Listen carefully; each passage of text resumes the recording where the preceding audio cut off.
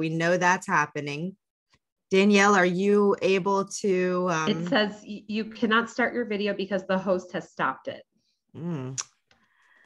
Well, I made you a co-host. Oh, wait. There we go. I got it. Okay. Yay. All right. She's in now. Let me just get this started on Facebook and we will be on our way. So while I'm doing that, this is what I'm going to do since we're already started a couple minutes late. Is I would love if you all would just go ahead and introduce yourself while I'm doing the behind the scene things. And we'll start with Miko and then we'll get moving. Hi, everybody. I'm Miko Marsh, author, writer, kind of encouragement coach, depending on who you ask, who I'm working with. So yeah, that's me. Primarily nonfiction and children's stories. Awesome. Okay, Carolyn. Hi, I'm Carolyn Schrader. I'm an author, writer, blogger, former columnist. So everything writing. I live in California, so if you see me grab a fan, it's because it's very warm right now. I've heard it's super hot. Even our friends in Canada said that yesterday was 107 degrees. I can't even imagine being a Canadian and having 107-degree temperature. We're used to the hundreds, 101, 102 in South Carolina with very high humidity. But if that wasn't what we were used to, I don't know how I would fare on that. But anyway, Danielle. Hi, I'm Danielle Perlin-Good. I am the Soul-Aligned Ghostwriter, and I help C-suite female entrepreneurs mostly unleash their memoir, self-help, and personal growth books. I'm also an award-winning best-selling author, and I have about 5 different book projects I'm currently working on right now. All right. So one thing none of y'all mentioned in your intros was why you're here talking about limiting beliefs. So I'll get in here. That's going to be the first question that I ask each of you. But first, I just want to give a little bit of an introduction to everybody and to say, if you have questions, please feel free to use the Q&A box so that we can make sure that we don't miss any questions. And we'll do a time for questions at the end of it. I'm Alexa Bigwarfe for anyone who is new. I always forget to introduce myself, but I am the CEO and founder of Write, Publish, Sell, which is an agency, basically boutique publishing agency to help authors in the writing, publishing, and selling part of their books, and also hosted the Women in Publishing Summit, which is an annual conference that we put on, but we do monthly training sessions each month, paid and free training, so that we can keep the momentum happening all year long, not just in the conference. And Nancy updated the beautiful upcoming events slide for me, and in all the craziness with getting everybody on board and figuring out what was happening with Zoom, I forgot to put it out there. So the 2 things that I just want to highlight really quickly. First of all, you can always go to womeninpublishingsummit.com/events. All of our upcoming events will be up there. We have a great paid training workshop with Kirsten Oliphant on July 12th, all about ads for authors. So Facebook ads and Amazon ads, other ads, seeing if it's right for you. It is probably best suited for fiction authors, but if you're really interested in learning the basic of ads and how authors use them, it'll be good for everyone. And then also just one other brief announcement, and then we'll get into this, is that we're behind schedule this year, but we will be posting the call for speakers for our next conference within the next week. So be looking in your emails for that. If you're not on our email list, just periodically check.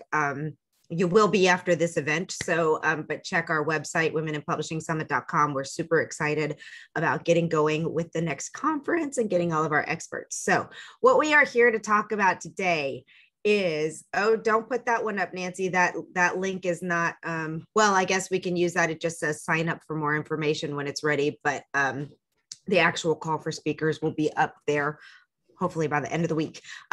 So limiting beliefs and mindset are a thing that we see over and over and over and over with all of our clients, with ourselves, on our team, with everyone around. Like, there are just constant examples, and hopefully we'll all share some of those from our personal lives or client stories if you're able to share those about things. I'm going to actually call Carolyn out really quickly, if that's okay, because she actually gave me a really good example of this the other day. If you're okay sharing with what you emailed me. I don't want to, Okay. So I had shared that I'm working on my first novel, and I've been doing fiction books for about a decade, nonfiction books for about a decade now. And this is my first like real delve into getting a fiction book out there. And I have a lot of concerns around that, which I'll share as we get into the conversation.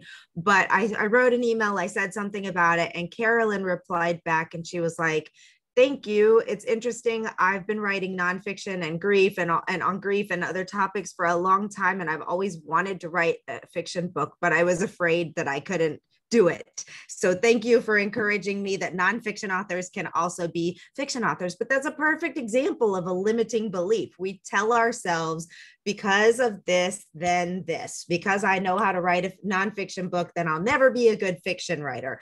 And it's just hogwash. So we're going to dig into how to get around these limiting beliefs. So I'm going to start again with Miko and just say, why is it that you're here? This is something that I have been thinking about, I guess, periodically over the last few months, particularly with what I was doing last year's project. And I had that same concern when I branched into fiction. In fact, it's partially one of the reasons that I keep thinking, what is holding me back? So it's been like something I've been working through, even as I encourage other people. And I think for myself as a supporter, that I've always considered myself a supporter, it's easier for me to tell other people to believe in themselves than it is to turn it inward. So one of the things that I was having a conversation with my best friend last week, and I said, you remember when we were teenagers? And up until our early 20s, we were the type that would go up to guys and talk to them, have no problem. And I remember seeing this one guy that was gorgeous, like he could have been chiseled in stone. And I saw him coming out of the supermarket, and I saw him talking on the phone, and I got in my car and I was like, I will never see a specimen like this again if I don't say something.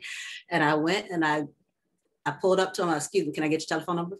Got his number, left. Like it didn't dawn on me that he wouldn't want to talk to me.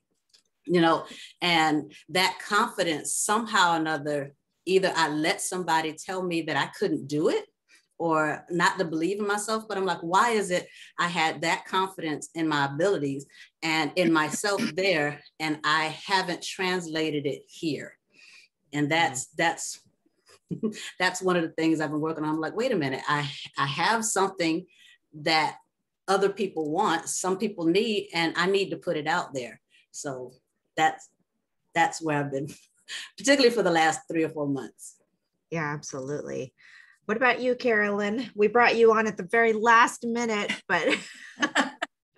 Well, actually, it's interesting that you brought up my email, because I am a certified life coach, NLP coach, and I do a lot of coaching people in this very vein about the limiting self-beliefs.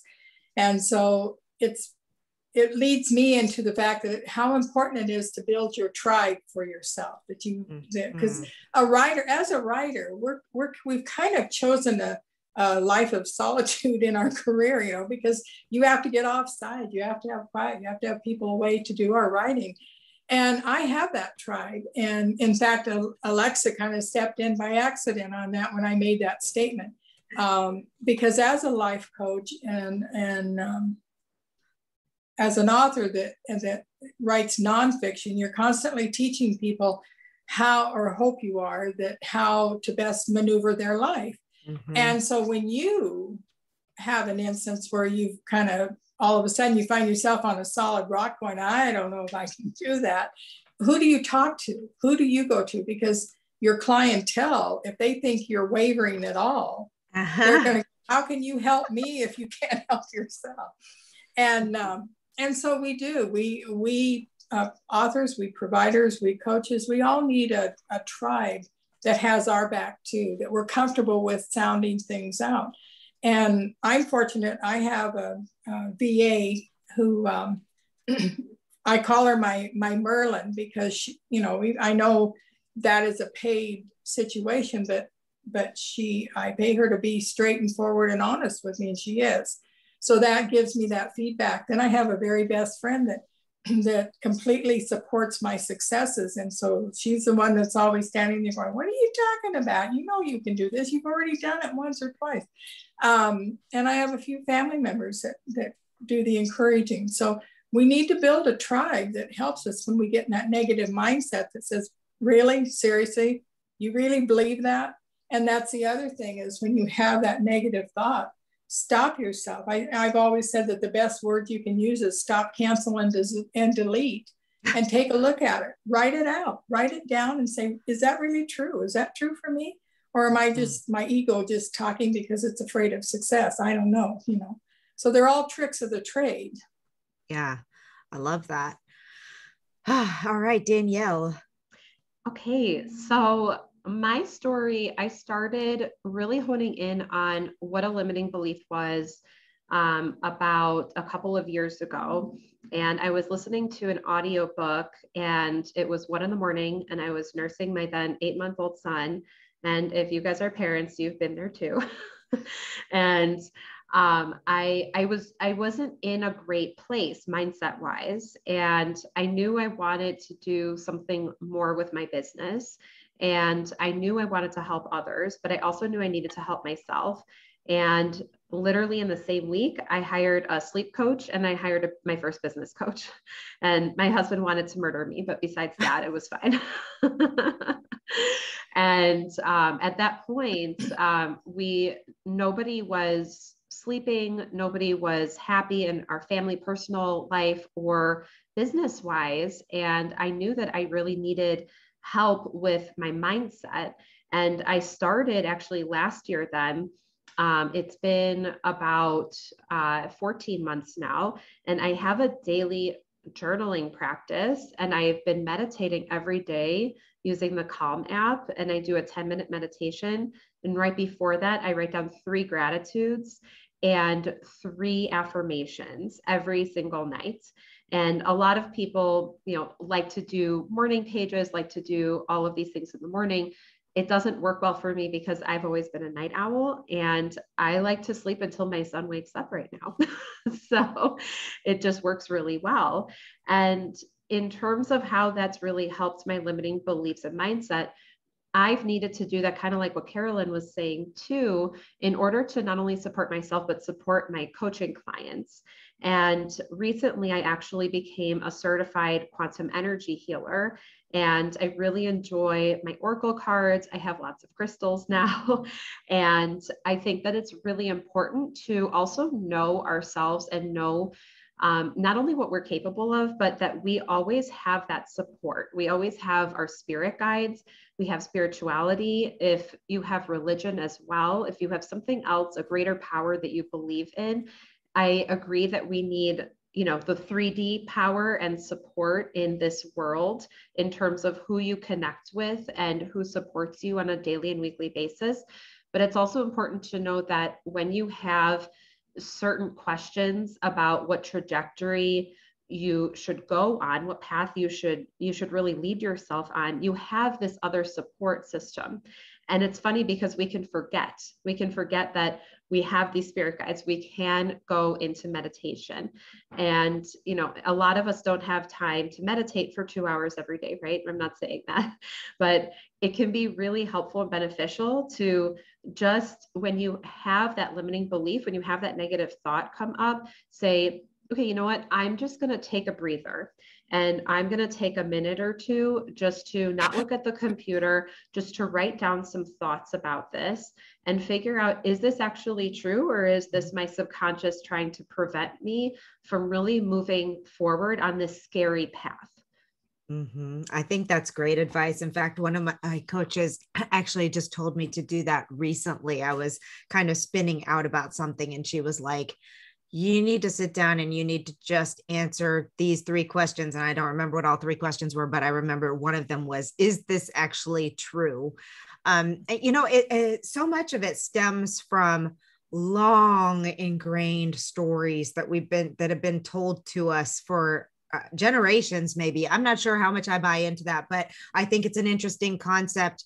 And by the way, I'm open to thinking about things in many different ways. And I am completely open to the idea that generational trauma is real, even if it's not something that literally passes through our DNA. It certainly passes through the way our mothers talked to them and treated them, and then how they talk to their daughters, and so on and so forth. So I definitely believe in generational trauma, but these are messages that have come through, at least since I was a child, if not generations back, on how we're supposed to do things, where we show up in the world, our roles in society, all of these types of things. And for me, I know that Danielle says generational trauma is probably one of my talk all night subjects. It's so true. And the more I want to, before I go back, before I finish this, I want to say that the thing on crystals and meditation and all of those things, like there was a time in my life, because of the messages I was told, and because I was the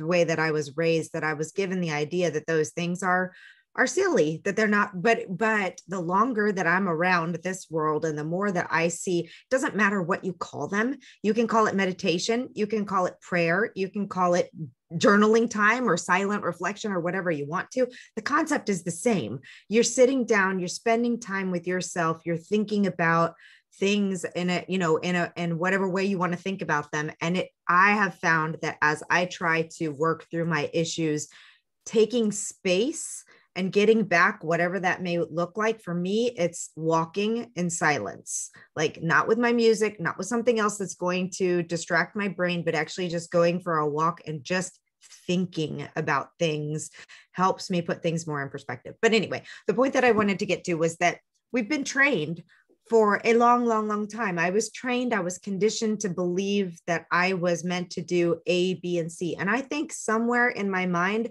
I was trained to believe that I needed to be an educational, my mom's a professor, a college professor. So, writing a silly little romance book feels like writing a silly little romance book, right? But to me, it's like the most important thing that I want to do. So I'm trying to bust out of this mind frame that it's not just a silly little romance book. It's so many more things to that. So I want to ask you ladies, if you can think of personal examples on either this topic, how you were conditioned to believe a certain thing in your life and maybe how you've come over that.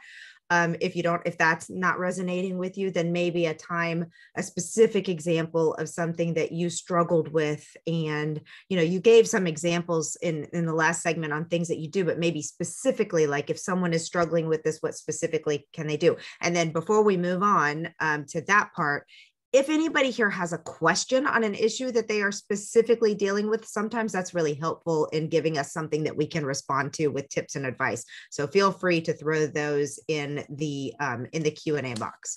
Is there anyone who wants to go first, or should we keep the same order? We'll just keep the same order unless Miko's like, I'm not ready to go, then we can start with somebody else. I guess with struggling, sorry, I threw a lot out there at you. So basically just talk about whatever you want to on this topic. Well, I have like all these different things that keep popping up as people are talking, and like there are different things that stand out, like one being, as we were talking, things that we learned. And one with my belief system as Christian. I remember one that said, faith comes by hearing and hearing by the word of God. Mm-hmm. And that was great as studying, but it just didn't dawn on me until later that the more I hear stuff, the more it's in front of me, even if I'm not consciously thinking about it, it's going in here. So if I'm putting things in my ears and in front of my eyes that are not conducive to where I need to be, I'm hurting myself. Mm-hmm. If I'm listening to people tell me I can't do it, if I'm looking at things and I'm questioning my ability, but I'm not having somebody work that through, it's still hurting me. Mm-hmm. So that's gonna hinder me. There's a plus and a minus to having a past. One of the things that I do, like I think Danielle was talking about journaling and the things that she likes and writes and the things that she's grateful for. One of the things I started was I call it a 30-day business boost. And I have a Word document for it. And it runs from the 27th of the month to the 26th, because I would not give myself the leeway to wait until the 1st of anything. I was like, I'm going to start today. And it happened to be January 27th. So in that, I have an empty table, and I add things that, maybe a couple of things I want to do, not a whole lot, because I will overwhelm myself. And I write in things that I have done in order to promote my business, whether it's changing my email signature, starting a newsletter, getting a cover. Because sometimes when you're writing, you look back and you're thinking, I've spent all this time working on this. What do I have to show for it? But when you go back and you see, hey, I spoke with this person about this, I wrote with the editor on this, you can see those little things as they're helping you, and you say, okay, I'm still getting something done. And on the flip side, sometimes the problem with having a past is if something didn't work out, you're scared that it's going to fail again. And if it worked out really well, you're scared that you can't live up to it. Yes. And the idea is you have to look at each thing as something new. You don't know if this is going to be the thing that is going to be the one thing that you were sent here for. Yeah. There's something that you're sitting on, and you know it enough because you wrote it. You know, it was in you to the point where it's like, I can't keep this in any longer. Somebody, somewhere out there needs it. And you just can't hold it in fear of somebody else not liking it, because let's face it, somebody's not gonna like it and somebody else is gonna love it. We just gotta find the people that love it. Just put it out there. And, you know, they say that your worst critic is yourself, because it's true. We are our worst critic, you know. So just looking at each thing like, all right, this is what this one is. I'm going to do this one. It's on its own slate. It doesn't have to be compared to whatever I did beforehand. You know, I think that's so important. And just with right here in this small group, I mean, we have Miko, who writes to help women who've been in relationship with narcissistic people with, whoa, speaking of a mindset, there was a word I wanted to use that might not be appropriate for this webinar, but speaking of messing up your mindset, just live with a narcissist for a while. And Carolyn with grief and loss, me with grief and loss, Danielle, I'm sorry, it's blanking, but you help people come into their businesses and into their worlds, right? You said you work with CEOs who are anyway, we are examples of people who are putting out words and things that really help people through difficult times in their lives, but it can be done across any types of books. I've read fiction books that have knocked me on my behind with the message that came through from that book, right? So there's lots of ways that we can put that message out into the world. But I was listening to a conversation with Lisa Nichols through a mastermind that I was in. That woman has some good stuff to say, but she was talking about it was a client of hers, I believe, or her had mindset around the book. Basically, she had this book, she didn't know what she was going to do with it, all of this stuff, and it wasn't selling as well as she thought it should, and she was going to just completely give up on the book until somebody sent her an email and said, I was contemplating taking my life last night, and for some reason I started your book and I'm still here today. So you never know, like it may not be that huge of an, like that's pretty massive, but it could just be anyone, you know, having a bad day and they read your book and it makes them laugh and it changed something for them. So yes, that message of someone needs your message, whatever your message is, somebody needs that message. So thank you for that. Okay, Carolyn. Well, that's it's all true. It's a good subject. I think that we learn that a mindset is built from childhood on. We make decisions on, and our mindsets that we bury. Our subconscious is great at that. Where in your adult life, you're reacting to something, or you're doing something, and then you even stop yourself and go, why did I do that? Why did I think that? And in NLP, that's what we do often, is we will take someone back to a time. We'll write down their belief that they have about something, and we'll take them back to where they think they got that belief and see, and kind of dissect it and see that it's not true.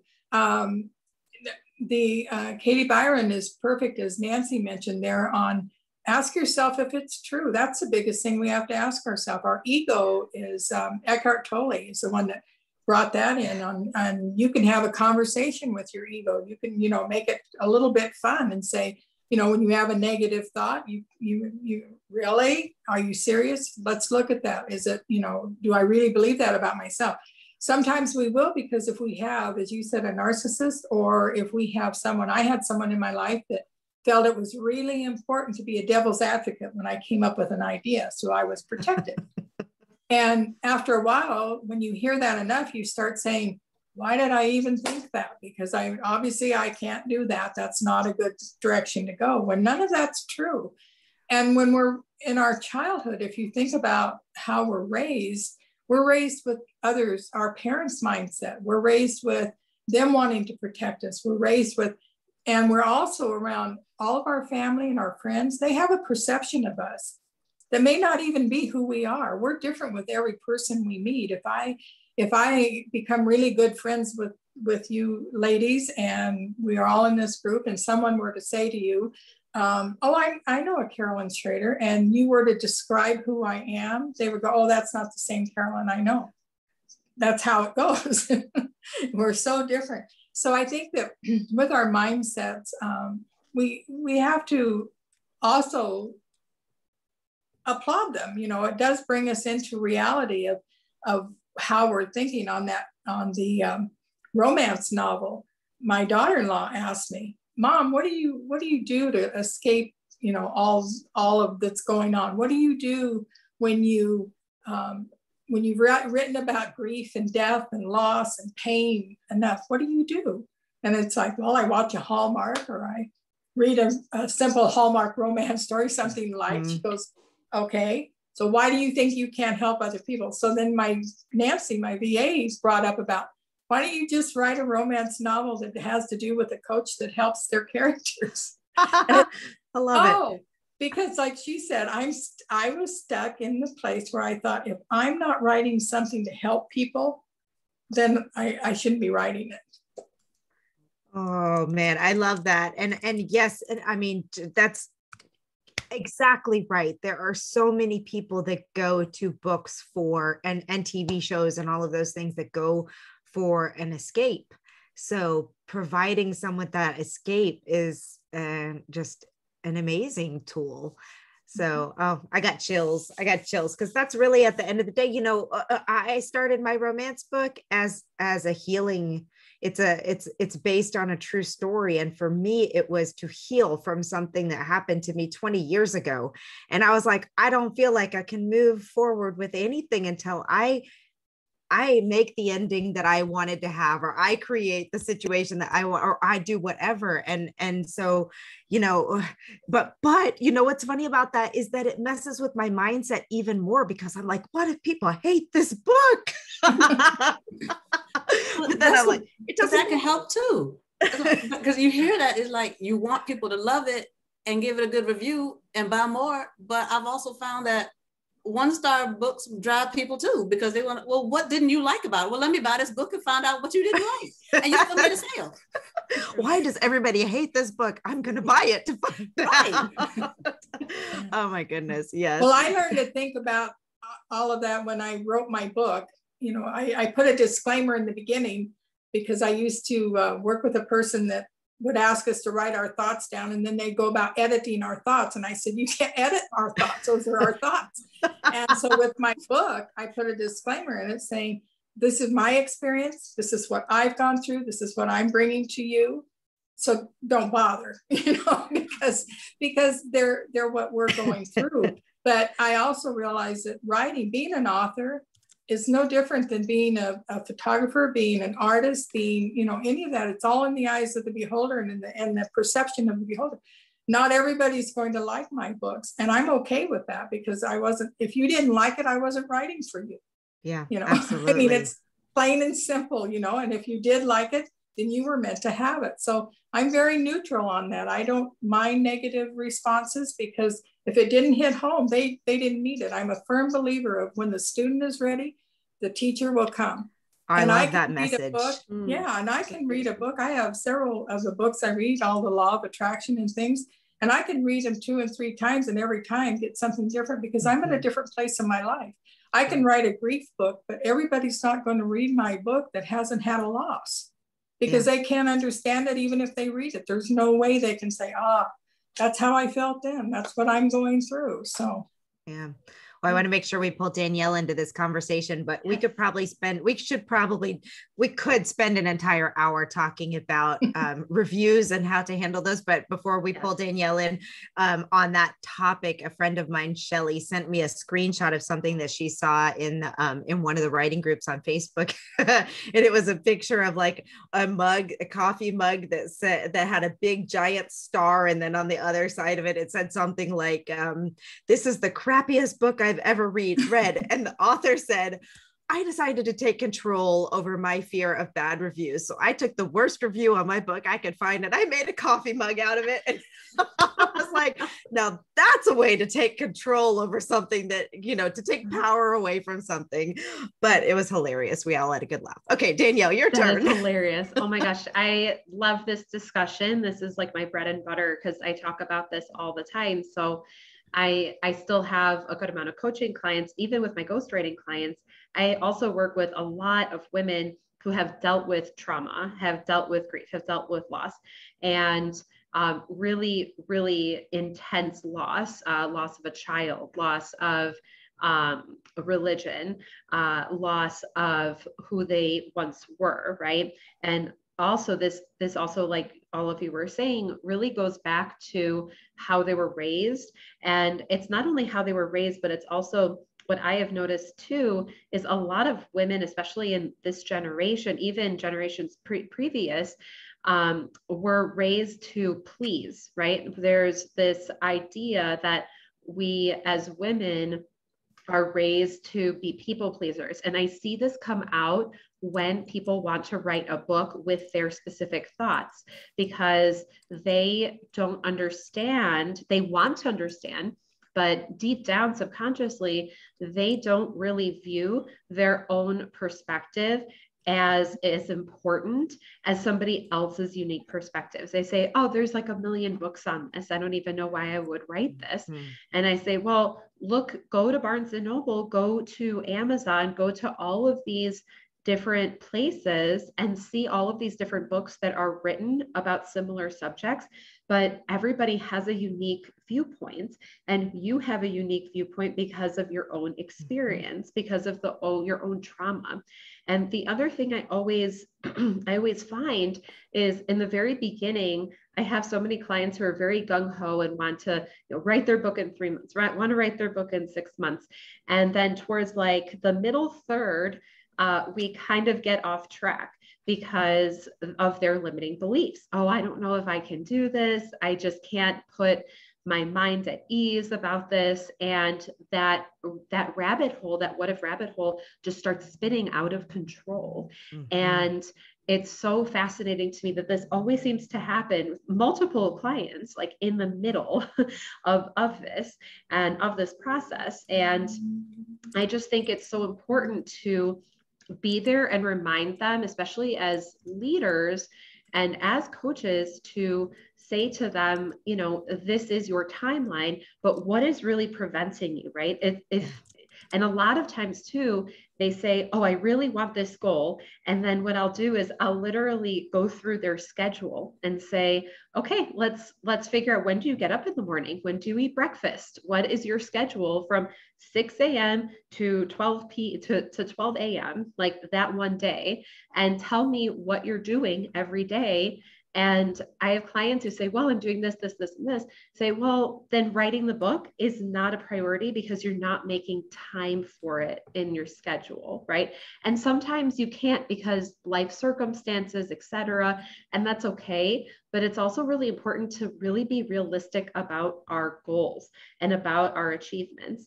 And if you say to somebody, I'm going to write my book in the next 3 months or the next 6 months, you look at your schedule and you say, how can I backtrack that? And it comes from, it's a really fine line between the logical combination and emotional combination, right? Because we have our emotions that deal with the subject matter, but it's also logical in terms of how am I going to make time to actually write? Mm-hmm. So I have so much more to say, but well, we can get into it. Actually, I want to hop into the because that was one of the questions that was asked actually by Rosemary is, are there specific practices that you use to help yourself or specific practices that you give to your clients? So I'm going to start with you this time and work backwards on that one. Yeah. So in terms of writing the book, is that the question? She asked this earlier, so I think she was talking bigger picture mindset issues. Yeah. So if you want to dig into writing the book ones, and then we can get into the bigger picture with Miko and Carolyn, that'd be great. Yeah, I have lots of notes, so I'm just going to look and see what else I have. So one of the things I find too is looking to see if our mindsets are aligned with the story we want to create, right? So we say we want to create this story. There's a reason as to why this story is important to us. And there's also a reason why the story is important to the reader, right? So it's really important to talk about that and figure that out at the beginning, because the story is never just about you as the author. It's always also about the reader and what you want them to learn, what lessons you want them to learn. So what I like to do with my clients at the very beginning is we talk about who is your target audience, what is your main theme, your main theme, and what is your main goal? What is the objective of the book? And it's different for everybody, and it can change and alter as we go through the process, but it's really important to start that and define it at the beginning, because if we also don't, I also have my clients write a why statement.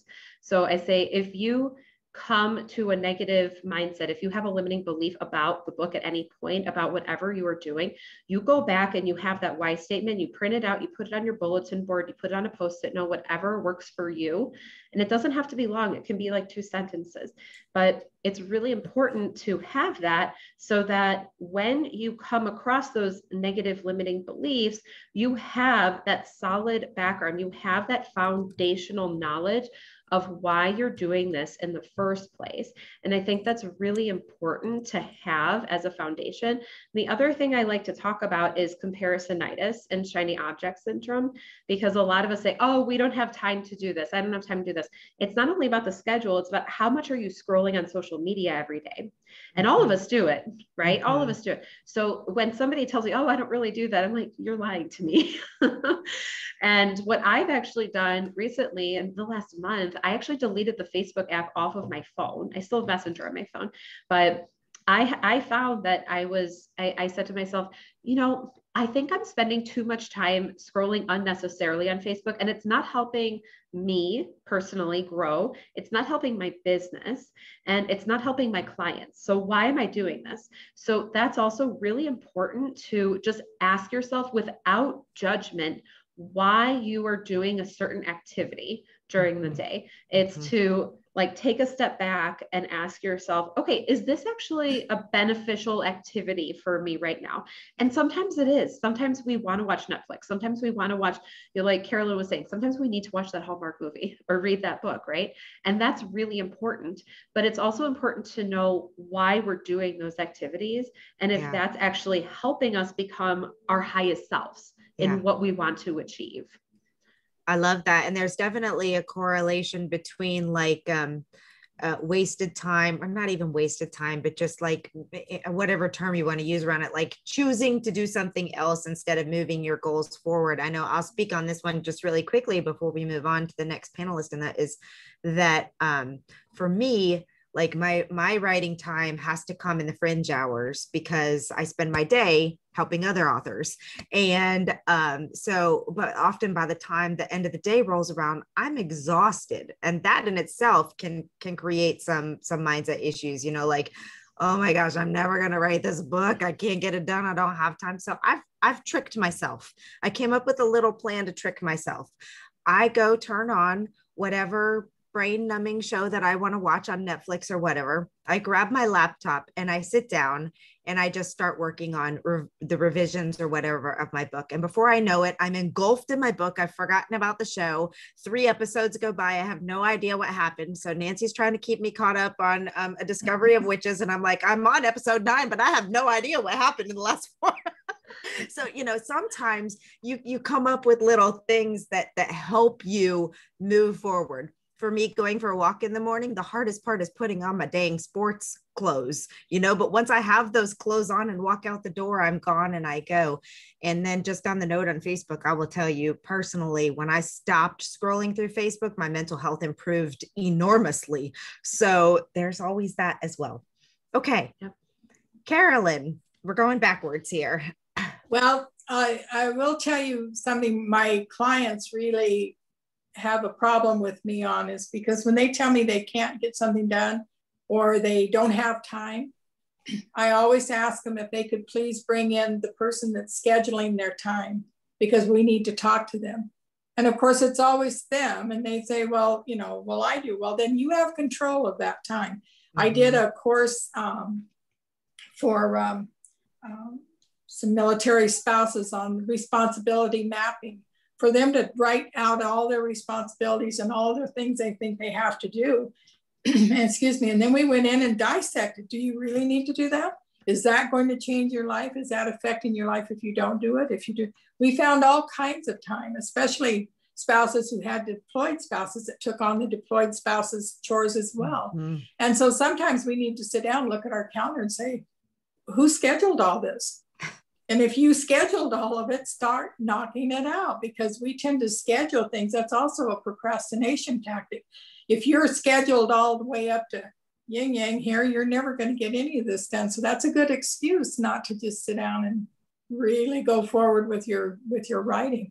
I found that one of the things my daughter-in-law pointed out for me, see, I have such a good team around me that I should be on Oprah with all these books I should be writing, right? But one of the things she pointed out that I've been doing is when I read a book, a romance book, or when I watch a Hallmark movie, I tend to forward write what I think is going to happen or should happen. And so I've practically written a book just on my own attitude about a story that's already existing. So that helps as well. Mm-hmm. Love it. Actually, we have 2 questions here for Miko. So if you have something you wanted to share on that topic, feel free. But then I have 2 questions specific for you. Regarding writing and the time, there were 2 things that really stood out that were coming across as I was listening to the ladies. And it's something that I've had to tell myself. I am the INFJ. I am the one that doesn't start well. I can finish. And when I get to the end, I'm all gung-ho. And I expect everybody else to be gung-ho with me. But getting started is like, oh, this is nice. And I just kind of sit around. And I have a tendency to say, well, someday I'm gonna do this. Oh, I'm gonna do that one day. And when you pull out the calendar, someday, one day are not up there. They're out there somewhere, which means that as long as you're holding on to someday and one day, you convince yourself that it's going to happen. But until you give yourself a deadline, it won't, because you can keep pushing out when you're going to do it. So you have to give yourself a deadline. And a lot of times I will give myself like 2 to 4 weeks to get something done. And I just don't have any room to deviate from that. And the second is where Carolyn was talking about procrastination. I am good at that too.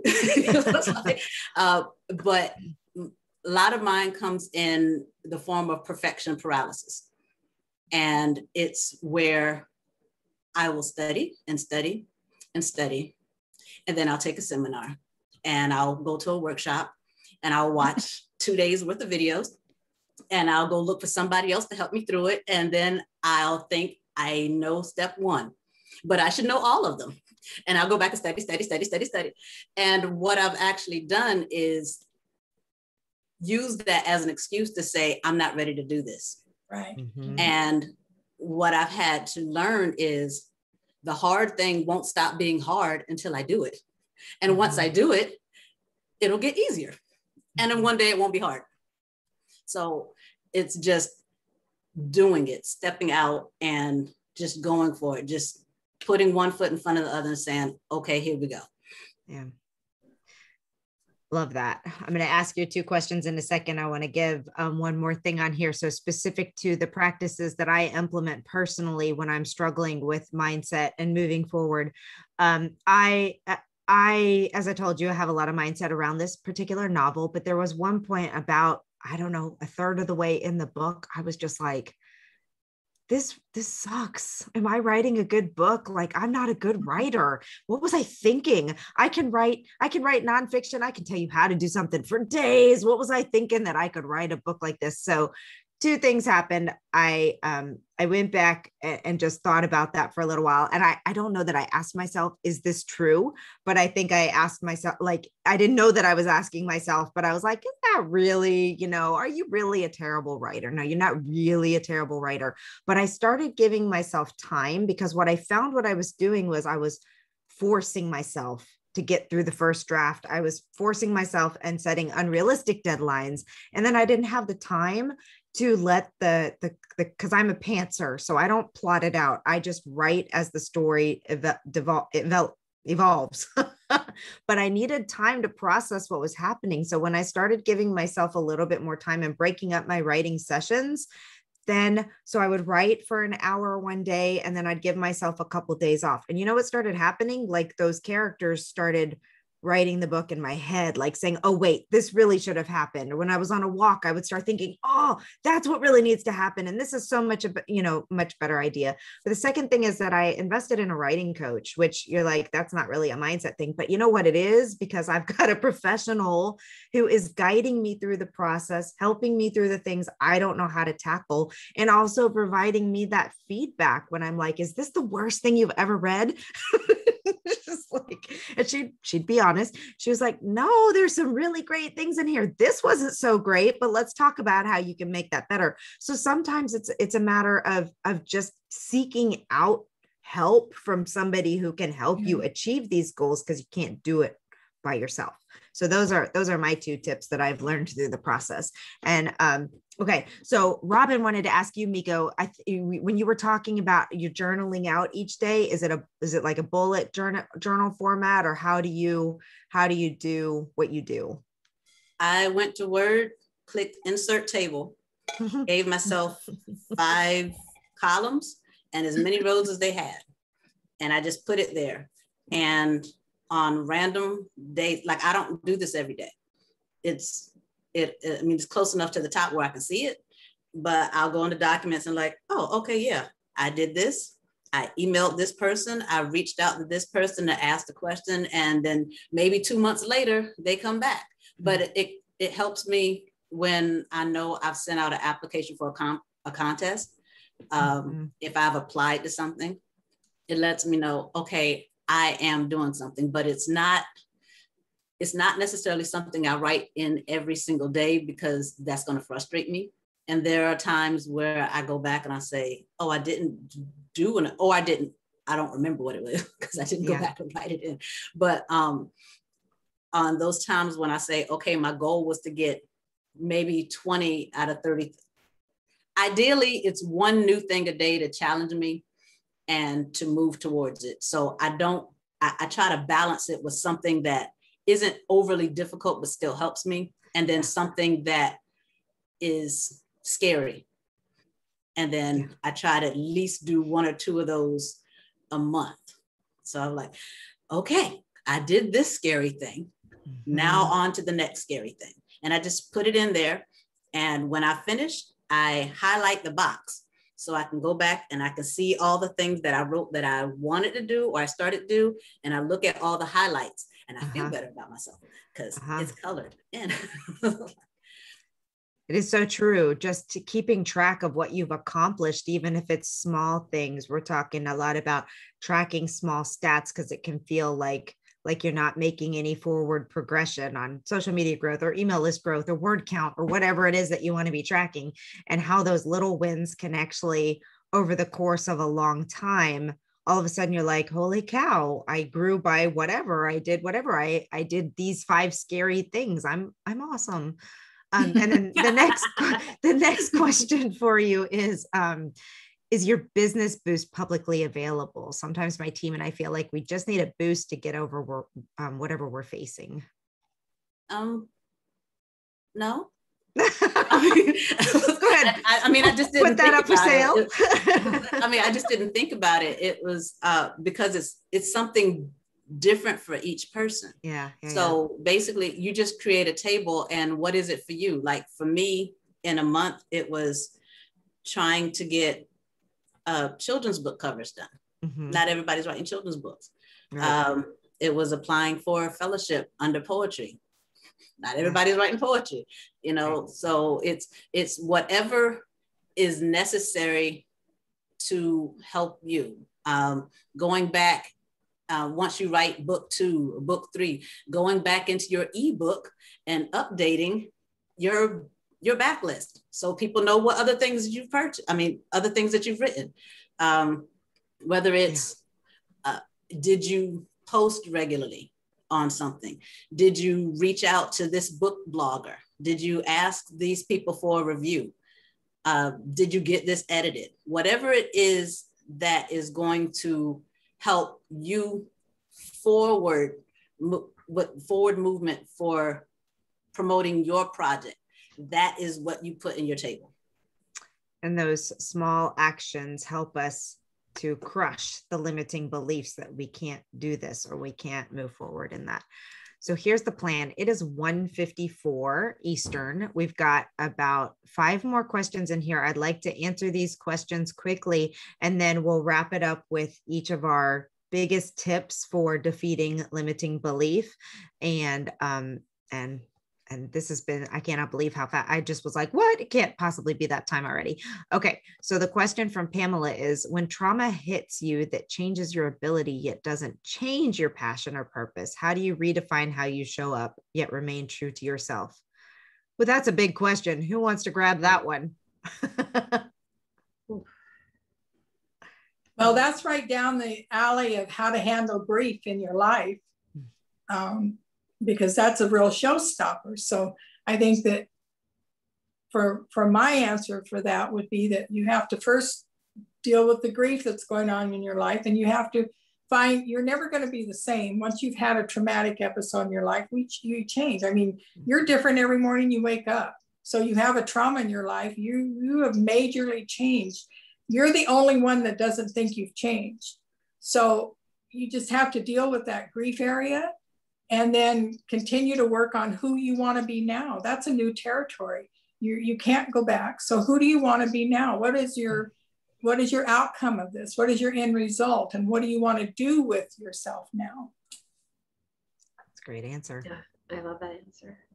Yeah, I think the only other thing I would add is, you know, I think it's important to give yourself time and space to grieve and to understand that your goals that you had the day before might change now. So all the things that you told yourself in terms of time, scheduling, blocking, all of that, it's really important to give yourself that time to understand and be in a positive mental space, because when we're dealing with trauma and grief, right, we are not necessarily capable or able to help other people to our highest capacities.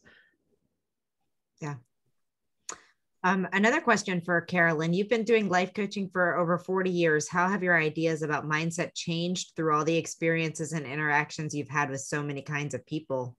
That's a great question. How has my interaction changed? How has your mindset changed because of interaction with so many people? Honey, honest to God, my mindset changes every day.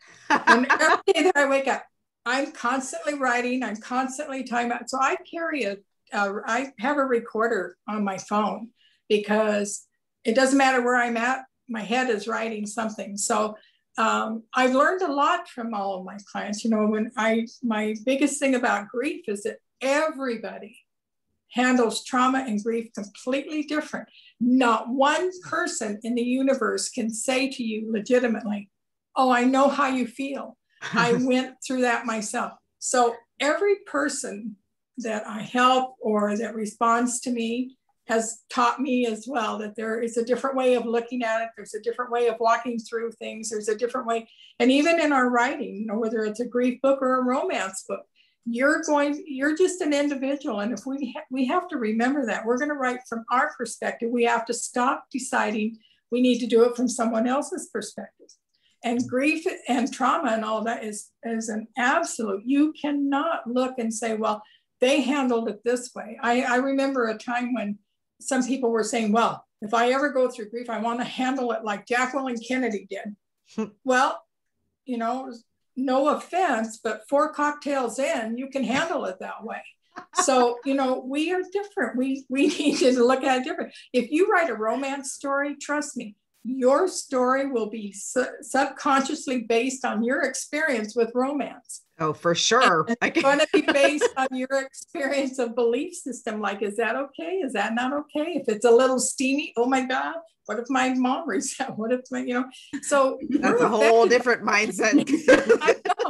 I know. So mindset is a everyday changing scenario. The things you have to decide on is there are fixed mindsets, there are growth mindsets. And that's brought about by Carol Dweck, who is a Stanford psychologist that found that out. If you're a fixed mindset, those are the ones you have to work on. If you're a growth mindset, you believe you can do anything. So it doesn't matter who brings up anything. Let's just see and try. Let's do it. I love it. I love that so much. And the final question, we've kind of been weaving around this, and actually it's a great way for us to answer our tips here. The question from Rosemary was how do you handle mindset issues when they crop up? So I think this is a great opportunity to say that quickly, or if your tips answer that right away, we'll just go through everybody and you can give your tips and to this okay, I'm done. Hopefully you got the gist of what I was trying to say there. We'll start with Miko. Okay, I'm wrapping this way. 2 things. Be a tree, don't be a tree. I was at the library last week, and another author, I think Kanithia, something kind of reinforced this. It was a quote, I think from Ralph Waldo Emerson, said something to the effect of an entire forest is contained within 1 acorn. And I had to think about that. Like it grows. You know, trees, they do what they do. They grow. They don't question whether or not, you know, they should stop. They grow. It's like, well, I'm taller than the bush. I'm good. You know, they just grow until they can't grow anymore. Like you have the redwoods, you know, and they provide shade and they provide homes and they provide food, and they don't eat of their own fruit, but they provided others. So they grow and they give things away. And she also told me something I hadn't heard from anybody else. And it was that trees know when to let go of things that are no longer serving them. Oh. In the wintertime, they're letting go of these leaves and everything else because spring is coming. They have time to produce again. And then the other is Jim Rohn, R-O-H-N. I think he said it in like 1981. He said, if there's something that you need to do, change it. If you don't like where you're living, go move. You're not a tree. And I thought, I was like, wait a minute, trees are not going to move until we uproot them and move them. So either be a tree and then just do what you do and be confident in it and just go, or don't be a tree and don't stay there and just go. Oh, I love that. I've been writing down all of your quotes throughout this process. There's been some really good nuggets in this thing, but I love that. Don't be a tree. Be a tree. A tree will grow until it can't grow anymore. I mean, enough said. Keep growing, right? Just keep growing. All right, Carolyn. Well, you know, it may be an old cliche, but you're the author of your life, whether you're an author or you're not an author. You're writing it. You're holding the pen unless you give it to someone else. So when you have a negative mindset come up, write it down, dissect it, or put it away for a while and revisit it and then rewrite it. Just rewrite the mindset. If you were saying, I can't do something, rewrite it with, I am limitless in what I can do. All I have to do is be grateful. You cannot be negative in a mindset or anything else while you're being grateful. So rewrite the story. Mindset is a story. Pick up the pen and rewrite it. It's your choice. Love that. Danielle? I love that advice. And what I like to tell clients too is even further than that is to literally cross out the limiting belief, like write it by hand, cross it off, and then say, I can do. So if it's a negative affirmation, turn it into a positive. How can you turn that into a positive and write it down?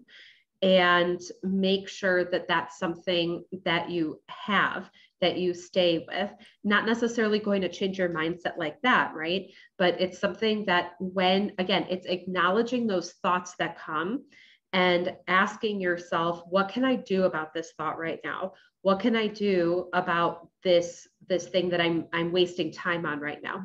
And one thing that I really like to tell people is, and ask is, why not me? Why can't you do this? Why not me? There are so many other examples of so many people who have come from really, really poor backgrounds, really just backgrounds that, for example, I just finished Into the Magic Shop by James Ardoti.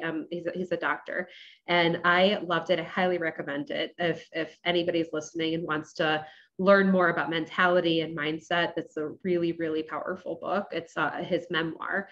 And he came from a very poor background, alcoholic father, mother who was depressed on pills and everything. And he became a neurosurgeon. And his path to doing that was not an easy one, but he made up his mindset and said, why not me? Every single time. I love that. Well, I had written down a couple of tips too, but several of you already mentioned these same things about always remembering your why and your purpose. I think that's so important. Like, what are you doing for yourself or for others to get out there? But the one that and then Carolyn talked about the tribe, surrounding yourself with people who lift you up and who are going to give you that positive feedback. Let me tell you, I don't have anybody in my inner circle, as in like friends and family and people that I came into this earth with, that are writers or really care anything about what I'm doing with writing. So they're not my people when it comes to needing that, that uplift, but I have found writers and people in my community that are happy to lift me up and to encourage me and do all those things. But I think for me, when it comes to the fears and the limiting beliefs around my writing, good grief, around speaking today, around writing, is that if you feel like you're not a good enough writer, one of the best things you can do is write more, practice your craft, because the more you practice, the more you strengthen those writing muscles, the better you're going to get at it. And yes, someone, as Miko said, someone may not like your book, but that's going to happen whether you are the best writer that God ever put on this earth or not. And, just to wrap it up with a sports analogy, like Michael Jordan didn't go out being the greatest of all time. He didn't start the greatest of all time. He missed a lot of baskets. He did a lot of bad things. And, we've got Mario Lemieux, whose major quote is so famous now, like the only shot you don't make is the one you don't take. And then all those sports references on things. And I just love them because it's true. Like, you have to take the shot, but you also have to practice. You have to get better at it. So spending time writing will really help you. So that's really what I've been focusing on lately is reminding myself, if I want to write a good book, I have to practice writing. I have to write more. I have to get better at it. So, and that will help. Oh my gosh, you ladies, we could probably go on all day long. This was such a great panel. All of you brought such wonderful things. And Nancy, I don't know if she's going to drop them in here. If she doesn't, all of you have free opt-ins. We want to make sure that, there she is, right on cue. Don't worry if you don't have time to grab these right now. We will also include them in the email with the replay, but grab their wonderful resources, stay in touch with them. We'll make sure that you have their bios and their emails and all those fun things. And yes, a replay will be coming out. Just quickly, as we wrap up, would all of you please let people know the best place to find you immediately if you prefer, they go to one place or another. So Miko. Anything Miko moments. Anything Miko Moments. That's quick. Carolyn. Well, I hate to say this after I've heard about Facebook, but you can best find me on Facebook, Carolyn Schrader, author. It's okay to use Facebook for business purposes. Yeah, because Nancy's keeping me simple. You know, I'm not going all out there. Me and technology is definitely a mindset that I have to work on. And Danielle. My website is danielleperlin-good.com, and I'm most active on LinkedIn. So feel free to connect with me there too. Wonderful. And again, please make sure you visit the womeninpublishingsummit.com/events so you can see all of these things. If for whatever you missed the email, we always put these on our YouTube channel, which is under our mama agency, which is Write Publish Sell. So look for us at Write Publish Sell on YouTube. And we also generally post the replays on the website. But thank you so much for attending today. I just want to say, speaking of mindset, and this idea of surrounding yourself with people that lift you up. Like I was having a really cruddy day and I did not want to do this webinar. And I am so, not because I didn't want to speak with y'all, just because it had been one of those days and I have kids home and they've been home and they're fighting and all that stuff. And I feel like a completely different vibe leaving this. So thank you so much. Please keep me on speed dial when you feel like that. You got it, Carolyn. Thanks, y'all. Have such a wonderful day. And I just appreciate you so much. Thank you so much. Thank you.